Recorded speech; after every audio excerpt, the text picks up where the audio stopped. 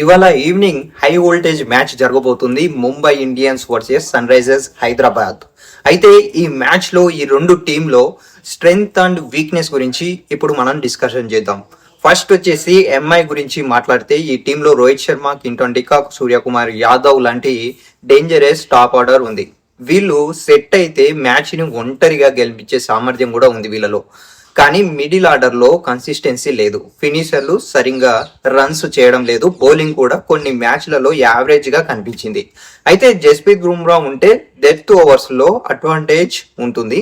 కానీ ఇప్పుడు ఎస్ఆర్హెచ్ గురించి చూసుకున్నట్లయితే Abhishek Sharma and Travis head, Ishan Kishan top order చాలా అగ్రెసివ్ గా ఉంది.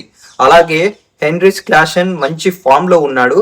నితీష్ కుమార్ రెడ్డి కూడా సపోర్టింగ్ ఇస్తున్నాడు బౌలింగ్ లో.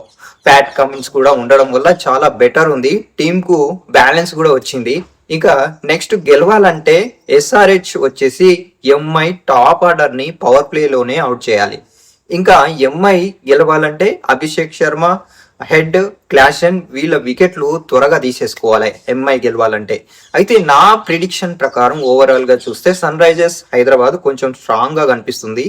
అండ్ ఈ మ్యాచ్ లో ఎస్ఆర్హెచ్ గెలిచే ఛాన్స్ కూడా ఎక్కువ ఉంది. మీరేమనుకుంటున్నారు? ఏ మ్యాచ్ గెలుస్తుంది అనుకుంటున్నారు? కింద కామెంట్ చేసి చెప్పండి.